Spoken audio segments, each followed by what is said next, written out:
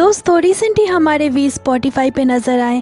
यहाँ वो अपने न्यू एल्बम ले ओवर की प्रमोशन के लिए आए थे और मुझे काफी सारी कमेंट्स आई थी कि मैं इस वीडियो को हिंदी में एक्सप्लेन करूँ, तो आपके लिए मैंने इस पूरे वीडियो को हिंदी में एक्सप्लेन करा है। वीडियो बहुत ही ज्यादा इंटरेस्टिंग है, तो इसे एंड तक जरूर ही देखें। तो बिना किसी देरी किए चलिए वीडियो को शुरू करते हैं। दोस्तों वीडियो शुरू होती है और सबसे पहले वी खुद को इंट्रोड्यूस करते हैं और कहते हैं, मैं अपने फर्स्ट सोलो एल्बम ले ओवर की रिलीज को सेलिब्रेट करने आया हूँ, तो मैं एक स्पेशल टाइम स्पेंड करूंगा स्पॉटिफाई के साथ। और वी जानते थे कि उन्हें यहाँ काफी सारे गेम्स खेलने हैं, तो वी कहते हैं मुझे गेम्स खेलना बहुत ही ज्यादा पसंद है, आज मैं अपना बेस्ट दूंगा। और यहाँ वी से एक सवाल पूछा जाता है कि एल्बम के कवर पे कौन है, तो भी जवाब देते हुए कहते हैं यॉन्टेन। और इसके बाद वी को उनका पहला मिशन बताया जाता है कि इस गेम में उन्हें क्या करना है। तो इस गेम में वी को अपने एल्बम को अलग लैंग्वेज में इंट्रोड्यूस करना था एल्बम कवर के पजल को सॉल्व करने के बाद। और फिर भी पजल को सॉल्व करने लग जाते हैं, तभी भी से एक क्वेश्चन पूछा जाता है और वो कंफ्यूज होकर देखने लगते हैं कि क्या ये मुझसे पूछी गई है। और फिर भी से अगला सवाल पूछा जाता है कि यॉन्टेन ने एक सीनियर के तौर पे डेब्यू करा है, तो आप उनके लिए क्या कहना चाहते हो। तो भी कहते हैं वो थोड़ा शाई है, पर आपको कैमरे के सामने थोड़ा सेमलेस होना ही पड़ेगा। इसके साथ ही वी पजल को सॉल्व भी कर रहे थे और आंसर्स भी दे रहे थे। अगला सवाल था ले ओवर सॉन्ग को सुनने का बेस्ट टाइम क्या है, तो वी कहते हैं इवनिंग में, जब सूरज डूब रहा हो, यानी सनसेट का वक्त। और फिर भी अपने जवाब को आधे में ही छोड़कर पजल सॉल्व करने लग जाते हैं, तो सारे स्टाफ उनके जवाब का वेट करने लग जाते हैं। तो वे सभी को वेट करता देखते हैं, तो कहते हैं मैं मल्टीटास्किंग में अच्छा नहीं हूँ। और फिर भी अपने पजल को कंप्लीट कर लेते हैं। अब उन्हें अपने सॉन्ग को अलग लैंग्वेज में इंट्रोड्यूस करना था।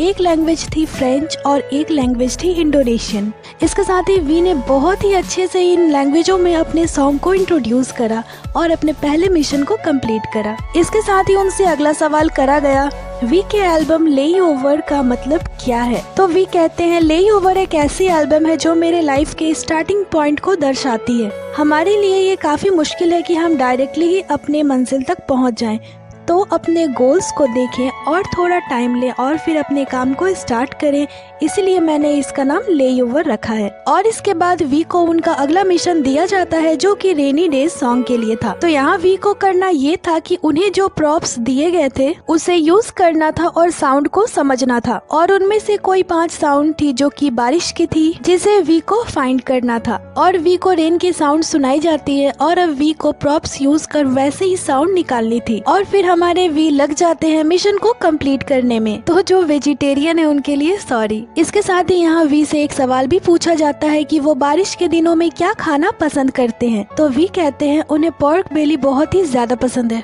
और फाइनली वी सारे प्रॉप्स को यूज कर 5 रेन ड्रॉप्स की साउंड को पहचान लेते हैं और अपने इस मिशन को भी कंप्लीट कर लेते हैं। इसके साथ ही वी से अगला सवाल पूछा जाता है कि किस तरह की आवाज से आप काम डाउन हो जाते हो। तो वी कहते हैं मैं जब सोता हूँ तो मैं एक फ्रीक्वेंसी को सुनता हूँ, ये 438 हर्ट्ज की फ्रीक्वेंसी होती है। ये फ्रीक्वेंसी लोगों को आसानी से काम डाउन कर देती है, तो मैं जब सोने जाता हूँ तो इसी को सुनता हूँ, पर मैं सो नहीं पाता। इसके साथ ही उनसे अगला सवाल पूछा गया कि रेनी डेज किस तरह की सॉन्ग है।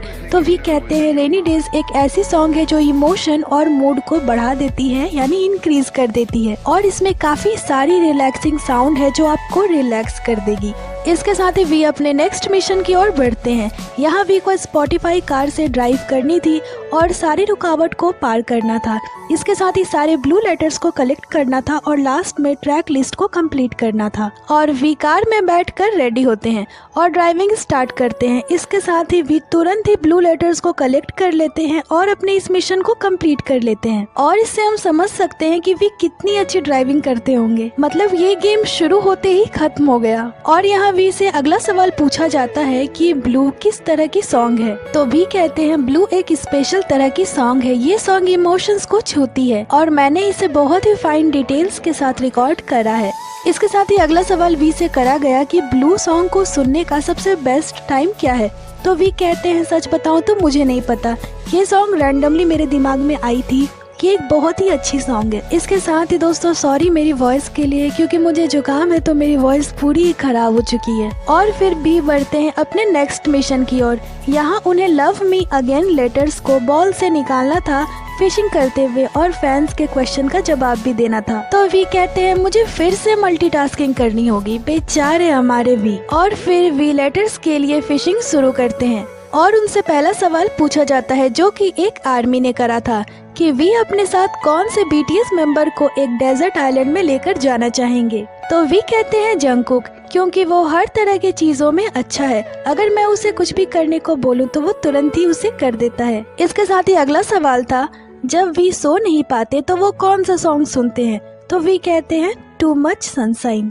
इसके साथ ही अगला सवाल था वी से कि अगर आप 5 साल के तेयोंग से मिल पाए तो वी कहते हैं मैं उसके सिर पे एक रख के दूंगा। मैं बचपन में सीरियसली बहुत ही ज्यादा जिद्दी बच्चा था जो बातों को नहीं सुनता था। तो तुरंत ही उनसे अगला सवाल करा गया कि हमें 5 साल के जिद्दी तेयोंग के बारे में बताइए। तो वी कहते हैं मैं हमेशा ही अपनी दादी माँ के साथ वॉक पे जाया करता था और उस दौरान वेंडिंग मशीन में सिट्रस टी भी मिला करती थी। अभी वो बंद हो चुकी है और उस वक्त भी वो बहुत ही जल्दी बिक जाती थी। तो मेरी ग्रैंड माँ कहती थी कि उसकी जगह पे कोई और टी ले लो और मैं गुस्से में घर से बहुत ही दूर भाग जाता था। सच में बचपन में हमारे भी कितने ज्यादा क्यूट होते होंगे। अगला सवाल था लेई ओवर को 3 वर्ड्स में डिस्क्राइब करें। तो वी कहते हैं किम ते यंग। तो क्वेश्चन आता है क्यों। तो वी कहते हैं क्योंकि ये सॉन्ग मुझे एक्सप्रेस करती है। और फिर वी सारे अल्फाबेट्स के बॉल को कलेक्ट कर लेते हैं, पर उनसे कुछ अल्फाबेट्स में मिस्टेक हो जाती है। पर ये हमारे वी हैं, वो ई की जगह ए को ई बनाकर लगा देते हैं। पर फिर भी उन्हें एक ई चाहिए ही थी, पर जो बॉल उन्होंने खोला उसमें ई नहीं थी। तो हमारे वी फिर से बॉल ढूंढने लग जाते हैं। और फिर उनसे अगला सवाल करा जाता है कि जब आप अपने सोलो सॉन्ग पे काम कर रहे थे तब आप कब मेंबर्स के शुक्रगुजार हुए थे। तो जंगकुक कहते हैं मैंने गाइड सॉन्ग जंगकुक के घर पे रिकॉर्ड करा था, तो जंगकुक ने एज अ डायरेक्टर मुझे हेल्प करा था। जंगकुक मुझे बता रहे थे कि अगर तुम ऐसे करोगे तो ये सॉन्ग ज्यादा अच्छा होगा। वो मुझे कुछ इस तरह से एडवाइस दे रहे थे। इसके साथ ही इस बार भी हमारे वी को ई नहीं मिला। इसके साथ ही वी ने फिर से ट्राई करा, पर इस बार भी उन्हें ई नहीं मिली बल्कि एम मिल गई। तो हमारे वी एम को ही ई बनाकर लगा देते हैं और ऐसे हमारे सबसे इंटेलिजेंट वी ने इस मिशन को भी कंप्लीट कर लिया। इसके साथ ही अगला सवाल वी से करा गया कि लव मी अगेन किस तरह की सॉन्ग है। तो वी कहते हैं ये एक ऐसी सॉन्ग है जो मुझे बहुत ही ज्यादा पसंद है। ये सबसे पहले रिलीज करी गई थी और इसका ये रीजन था कि ये एक ऐसी सॉन्ग थी जिसे मैं चाहता था कि लोग इसे सुने बिना किसी रीजन के। ये एक ऐसी सॉन्ग है जो आप कंफर्टेबली सुने और ये सच में एक ड्रीमी सॉन्ग है। मैंने इसे एक केव में शूट करा था। इसके साथ ही उनसे अगला सवाल करा गया कि लव मी अगेन ने रिसेंटली ही अपनी पहली कामयाबी हासिल करी है, तो आप आर्मी से क्या कहना चाहते हो। तो वी कहते हैं ये एक फैंसी सॉन्ग नहीं थी, ये सॉन्ग बहुत ही नेचुरल वाइब देता था, पर आर्मीज ने इसे पसंद किया। इसके लिए मैं आर्मीज का बहुत ही ज्यादा शुक्रगुजार हूँ। और फिर भी बढ़ते हैं अपने अगले मिशन की ओर। इसमें वी को हेडफोन पे स्लो डांसिंग सॉन्ग को सुनना था और उन्हें 5 तरह की इंस्ट्रूमेंट दी गई थी जिसमें उन्हें सॉन्ग के रिदम को प्ले करना था और ये काफी ज्यादा मुश्किल थी, पर हमारे वी एक एक कर सारे इंस्ट्रूमेंट को ट्राई करते हैं और सॉन्ग के रिदम को प्ले कर लेते हैं और इसी तरह उन्होंने इस मिशन को भी कंप्लीट कर लिया। तो अगला सवाल उनसे करा गया कि आपने स्लो डांसिंग को ही अपना फोकस ट्रैक क्यों चूज करा। तो वी कहते हैं अगर मीनिंग की बात करें तो इस सॉन्ग के जरिए मैं खुद को अच्छे से एक्सप्रेस कर रहा था, तो मैंने बहुत ज्यादा सोचा, पर जब मैंने इसका टाइटल सुना स्लो डांसिंग तो मैंने सोचा ओह ये तो मैं हूँ। ये एक ऐसी सॉन्ग है जो मुझे अच्छी तरह से एक्सप्रेस कर रहा है। और फिर भी बढ़ते हैं अपने अगले मिशन की ओर। यहाँ वी को करना ये था कि उन्हें 7 अलग अलग कॉन्सेप्ट के प्रॉप को यूज कर 15 सेकंड के अंदर पिक्चर के लिए रेडी होना था। तो पहली प्रॉप थी उन्हें हैट पहनकर टावल नेक पर लेकर एप्पल खाते हुए पिक्चर लेनी थी और हमारे वी ने 15 सेकंड के अंदर ही इसे कंप्लीट कर लिया। दूसरा कॉन्सेप्ट था रेन बूट्स रेन कोट पहनकर अम्ब्रेला खोलते हुए उन्हें पिक्चर लेनी थी। पर वी इसे 15 सेकंड के अंदर नहीं कर पाए। अगला कॉन्सेप्ट था उन्हें नाइट सूट पहननी थी और पिलो को हग करते हुए पिक्चर लेनी थी और वी ऐसा कर लेते हैं, पर उनकी जीन्स दिख रही थी। अगला कॉन्सेप्ट था आर्मीज के लिए एक मैसेज लिखना और फ्लावर देना और वी ये भी कर लेते हैं और मैसेज में उन्होंने लिखा आई पर्पल यू। अगला कॉन्सेप्ट था वी को 2 अंडे फोड़ने थे और उन्हें मिक्स करना था, पर वी ने मिक्स करना सुना ही नहीं था, पर फिर भी जब वो इसे सुनते हैं तो जल्दी से इस टास्क को भी कंप्लीट कर लेते हैं। अगला कॉन्सेप्ट था उन्हें स्केच बुक में किसी एक चीज को ड्रॉ करना था, तो वी ने ये भी कर लिया और उन्होंने यॉन्टन को ड्रॉ करा था। अगला कॉन्सेप्ट था उन्हें पार्टी ग्लासेस पहनने हैं और उन्हें छोटे छोटे पेपर्स उड़ाने हैं पार्टी हॉर्न को ब्लो करते हुए, और इसे भी 15 सेकेंड्स के अंदर कंप्लीट कर लेते हैं।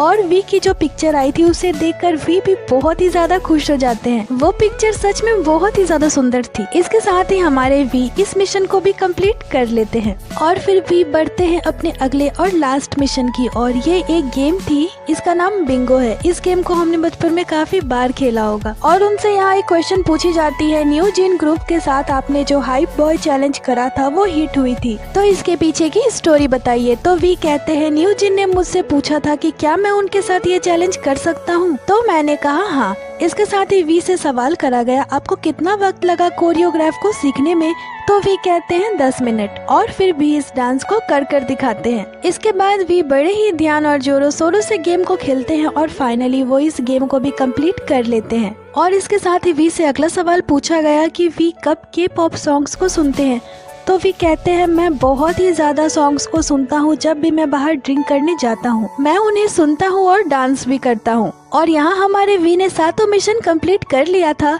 जिसके बाद स्पॉटिफाई की तरफ से उन्हें एक सरप्राइज गिफ्ट मिलती है। वी उसे बड़े ही अच्छे से ओपन करते हैं और कहते हैं मैं कुछ भी एक्सपेक्ट नहीं कर रहा, और वी गिफ्ट को देखकर बहुत ही ज्यादा खुश हो जाते हैं और सभी को थैंक यू बोलते हैं। और जब एक स्टाफ उस गिफ्ट को वहाँ से हटा रही थी तो वी उन्हें कहते हैं तुम इसे नहीं लोगी, ये मेरी है। सच में हमारे वी बहुत ही ज्यादा क्यूट हैं। इसके साथ ही वी कहते हैं क्या आपने आज वी के साथ इस एपिसोड को एंजॉय करा?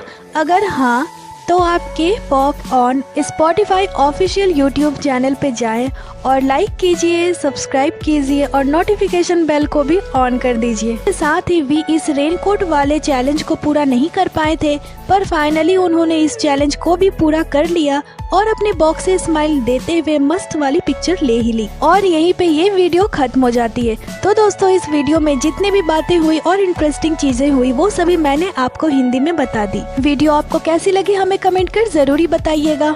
इसके साथ ही इसकी सेकंड पार्ट भी आ चुकी है, तो क्या आप उसकी भी हिंदी एक्सप्लेनेशन चाहते हो? अगर हाँ तो मुझे कमेंट कर जरूरी बताइएगा। बाकी ये थी आज की वीडियो को लाइक करें, चैनल को सब्सक्राइब करें। इसके साथ ही हमें इंस्टाग्राम पे भी फॉलो कर लें, जिसकी लिंक चैनल पे दी हुई है। अपना बहुत सारा ख्याल रखें, मिलती हूँ आपसे अगले वीडियो पे।